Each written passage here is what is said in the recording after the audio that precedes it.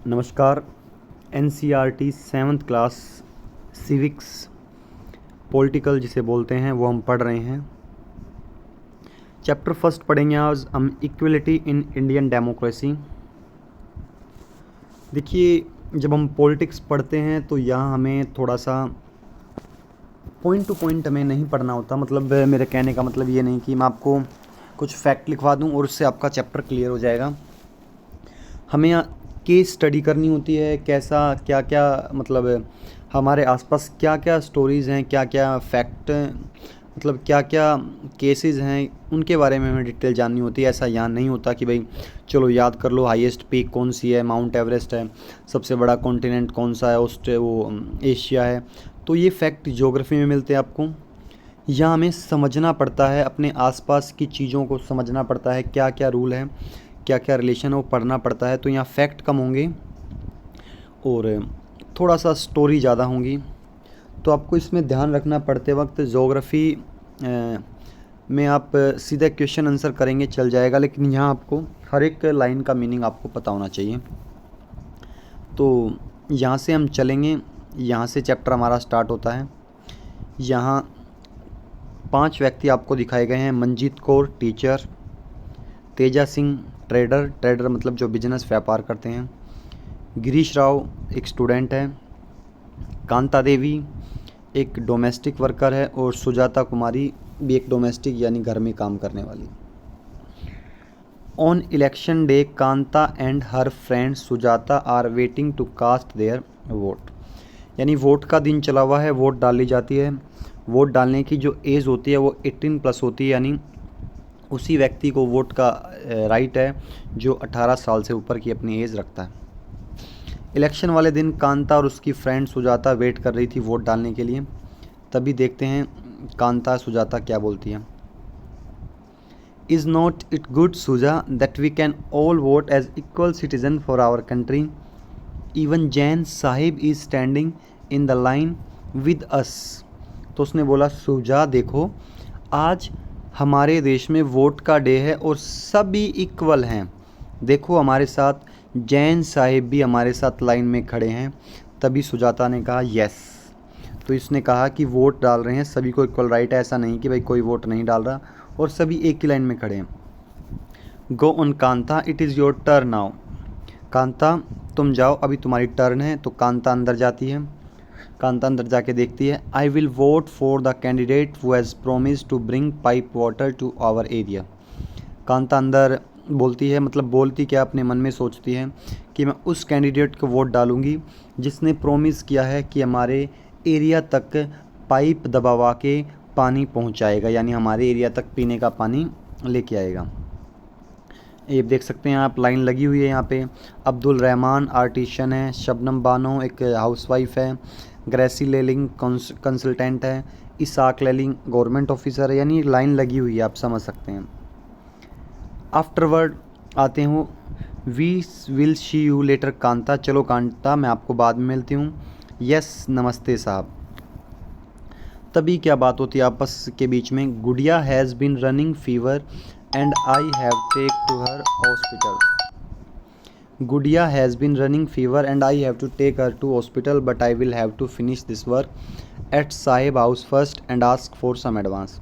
तभी बोलती हैं, आपस में बातचीत करती हैं कि मेरी बच्ची गुड़िया बीमार है, मुझे उसे हॉस्पिटल में लेके जाना है, लेकिन पहले मुझे साहिब के घर का काम करना पड़ेगा और उनसे कुछ एडवांस पैसे मांगने पड़ेंगे, तब मैं जा पाऊँगी। फिर वो घर पहुँचती है। Here you have some of you feel better and when I get big in the evening we will go to the hospital, okay. वो अपनी बच्ची को बोलती है कि देखो आपको अच्छा फील होगा, कुछ गर्म पीने के लिए दे रही है, और जब मैं शाम को काम करके वापस आऊँगी तो हम हॉस्पिटल में भी चलेंगे। It is no wonder that Gudiya falls ills often, the basti is never cleaned. अब मन ही मन सोचती है ये कोई सरप्राइज़ की बात नहीं है, मेरी गुड़िया बीमार हो रही है, ये होना तो कॉमन सी बात है, क्योंकि हमारी बस्ती कभी साफ़ नहीं होती, क्योंकि जितनी ज़्यादा गंदगी होगी उतनी बीमारी होगी। मेक श्योर, अब यहाँ चलते हैं हम। Make sure to do the corners properly. जहाँ वो काम करने जाती है तो वहाँ की मालकिन बोलती है कि देखो ध्यान से कॉर्नर्स अच्छे से साफ़ हो जाएं, ये जो साइड में लिखा हुआ है ये मतलब जो मीन्स को बाद में पढ़ेंगे, पहले हम स्टोरी पढ़ लेते हैं।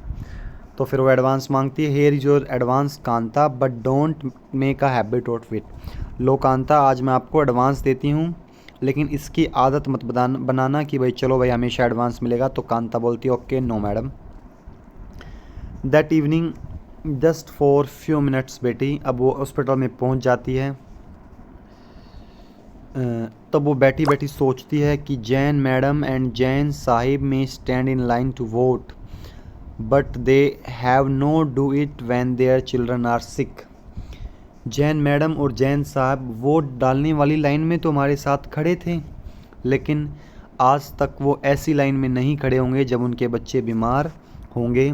और ऐसा इसलिए होगा क्योंकि जब हम गवर्नमेंट हॉस्पिटल में जाते हैं तो लंबी लाइन लगी पड़ती है, लेकिन जो जैन साहब है, वो जैन मैडम है, वो शायद एक रिच फैमिली से हैं, तो वो प्राइवेट हॉस्पिटल जाएंगे जहाँ उन्हें लाइन में लगना नहीं पड़ेगा। ये स्टोरी कुछ आपके दिमाग में जाएगी। अब हम यहाँ से कुछ पढ़ते हैं।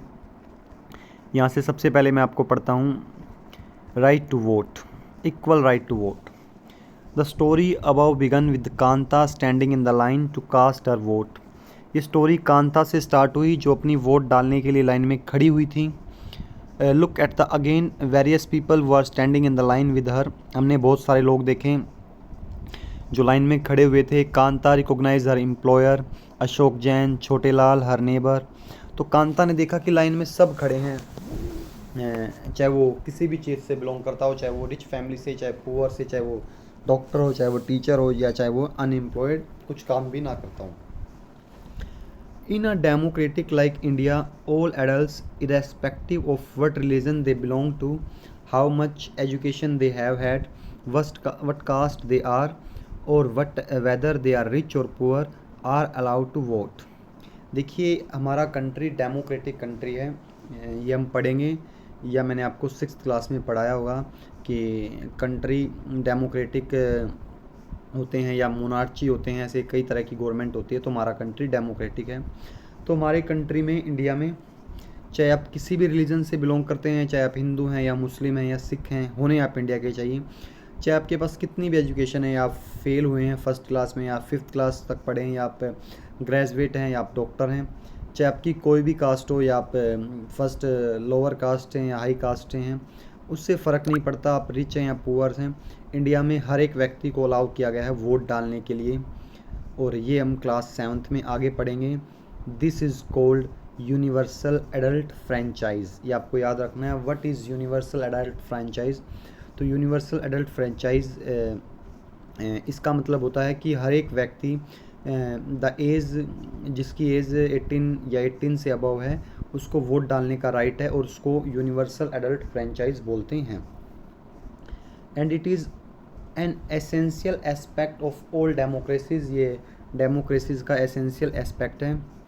The idea of universal adult franchise is based on the idea of equality because it states that every adult in a country irrespective of their wealth and the community she belongs to has one vote।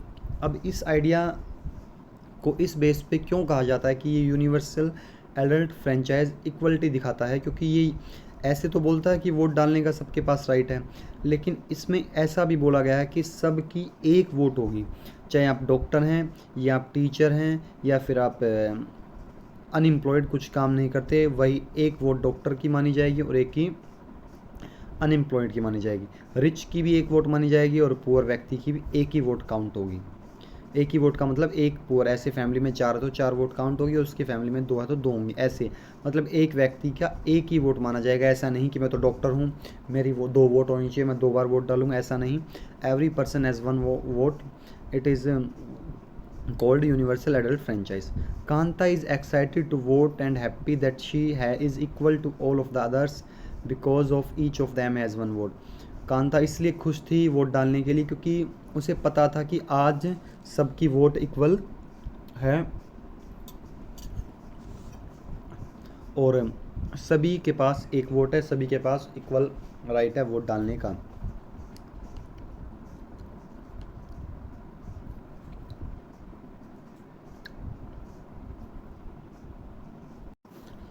But as our days goes on Kanta becomes less certain about what the equality really means.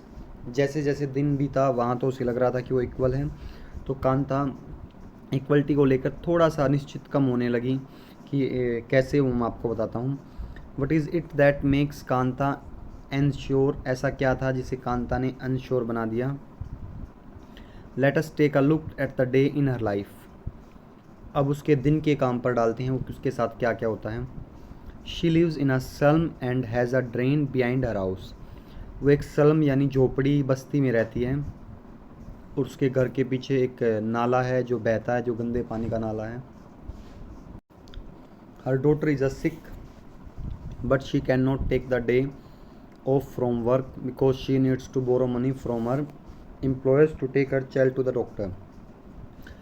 पहली बात, वो सल्म में रहती है अब, और उसके घर के पीछे नाला है, और उसकी डॉटर बीमार है, लेकिन फिर भी वो छुट्टी नहीं ले सकती अपने काम से, क्योंकि उसे पैसे उधार लेने हैं, और तभी वो अपने बच्चों को डॉक्टर के पास ले जा पाएगी।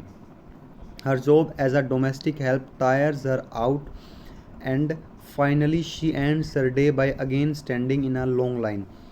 उसका जो घर का काम में हेल्प करती है वो लोगों की, वो शाम तक थक जाती है, और रात को फिर उसे लंबी लाइन में लगना पड़ता है जब उसका दिन एंड होता है।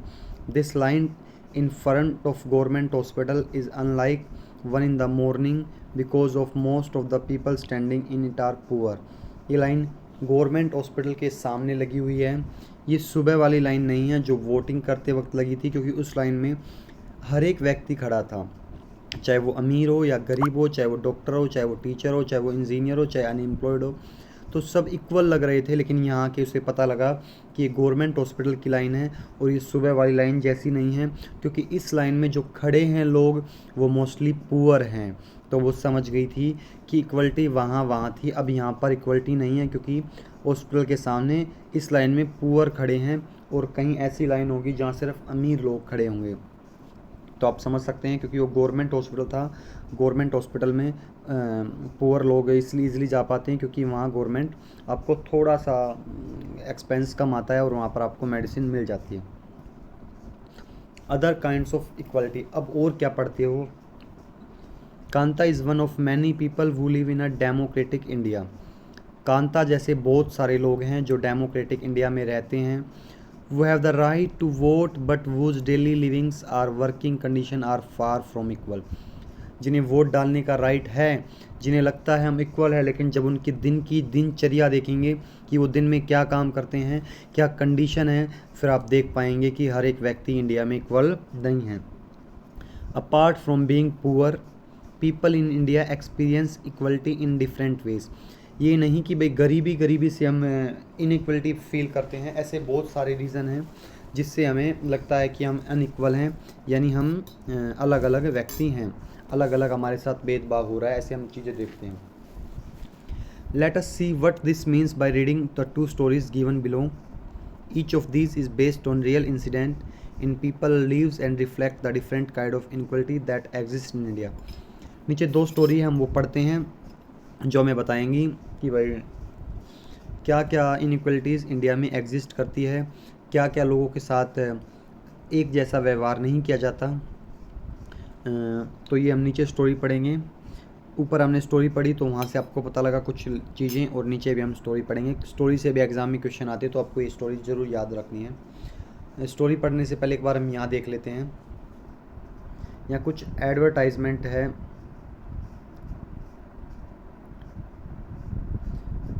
Alliance invited for 32 MMS 5.4 fair beautiful girl working in IT Mumbai for BA MBA boy working in Mumbai abroad from IT industry caste no bar SC/ST excuse send BHP must।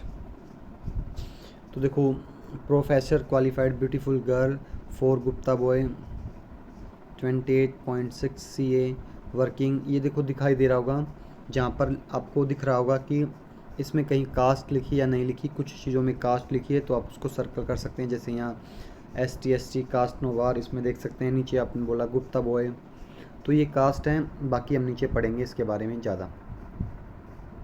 कहाँ थे,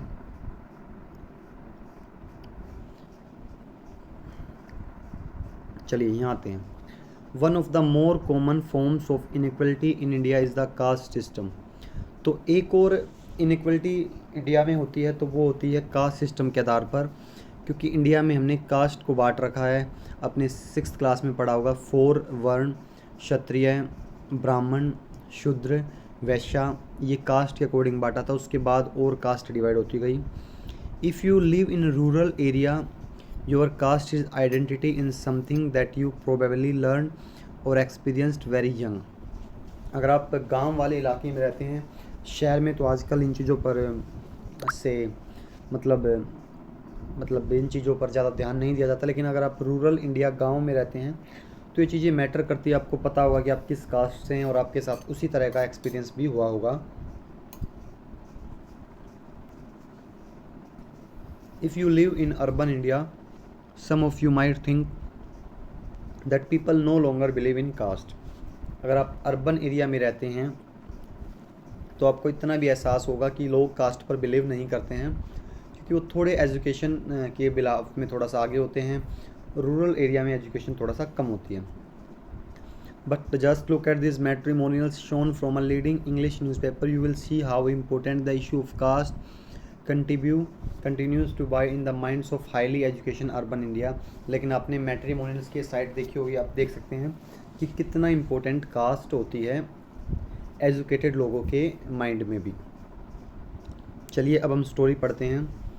late us read a story about the experience of a Dalit child. Dalit word Mahatma Gandhi ने use किया था। Sorry दलित word नहीं, वो हरिजन शब्द था, sorry. दलित word lower cast लोगों के लिए यूज़ किया जाता था, जिसमें शूद्र आते थे, जिनका काम साफ़ सफाई करना होता था या अपर कास्ट की सेवा करना होता था। उन लोगों के लिए दलित यूज़ किया जाता था। चलिए एक बार और लिखा, मैं आपको बता देता हूँ। Dalit is a term that so called lower caste use to address themselves. Dalit एक वर्ड है जो लो कास्ट के लिए यूज़ होता है, और वो मतलब उनको एड्रेस करने के लिए या उनको बोलने के लिए दलित वर्ड का यूज़ किया जाता है। Dalit means broken, and by using this word lower caste are pointing to how they were and continue to be seriously discriminated.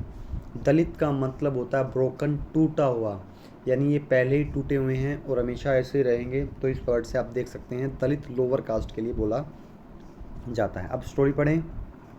Om Prakash Valmiki is a famous Dalit writer. Om Prakash Valmiki एक फेमस दलित राइटर था, रियल स्टोरी है। In his autobiography Joothan, Om Prakash Valmiki की एक biography है जूठन। ही rights, उसने लिखा है, I had to sit away from the others in the class and that too on the floor. कि मुझे क्लास में दूसरे बच्चों से अलग बैठना पड़ता था और फर्श पर बैठना पड़ता था। The mat ran out before reaching the spot I sat on. Sometimes I would have to sit away behind everybody right near the door. Sometimes they would beat me without any reason. कभी कभी मुझे दरवाजे के पास बैठना पड़ता था या सब लोगों से पीछे बैठना पड़ता था। क्यों बैठना पड़ता था? क्योंकि वाल्मीकि है जो दलित कास्ट में आती है, यानी लोअर कास्ट आती है, तो शायद यहाँ कास्ट डिस्क्रिमिनेशन है कि भाई तेरी लोअर कास्ट है, तू अपर कास्ट वालों के साथ नहीं बैठ सकता। तो कभी कभी वो बता रहे हैं कि टीचर मुझे बिना रीज़न के पीट देते थे। फिर उसने एक स्टोरी बताई कि when he was in class 6th, जब वो 6th क्लास में था, the headmaster asked Om Prakash to sweep the school playground. तो जो प्रिंसिपल था उसने ओम प्रकाश को बोला कि चलिए इस पूरे प्लेग्राउंड में झाड़ू लगाइए। He writes, the playground was very larger than my small physics could handle and in cleaning it my back began to ache। उसने कहा मेरे फिजिक्स के मुकाबले प्लेग्राउंड इतना बड़ा था कि मुझे साफ़ करने में ही मेरी कमर दुख पड़ी। My face was covered with dust, मेरा फेस धूल मिट्टी से कवर्ड हो गया। Dust had gone inside my mouth, धूल मिट्टी मेरे माउथ के अंदर चली गई। The other children in my class were studying and I was sweeping। बाकी सभी बच्चे क्लास में पढ़ रहे थे लेकिन मैं झाड़ू लगा रहा था। Headmaster was sitting in his room and watching me। I was not even allowed to get a drink of water. Headmaster मुझे देख रहे थे रूम में बैठे बैठे और मुझे पानी पीने के लिए भी अलाउ नहीं किया गया। I swept the whole days from the doors and window of the school rooms, the eyes of the teacher and boys so the spectacles. पूरा दिन मैं साफ़ सफाई करता रहा। बच्चे और टीचर सब ने मुझे साफ़ सफाई करते हुए विंडो और दरवाजे से देखा है।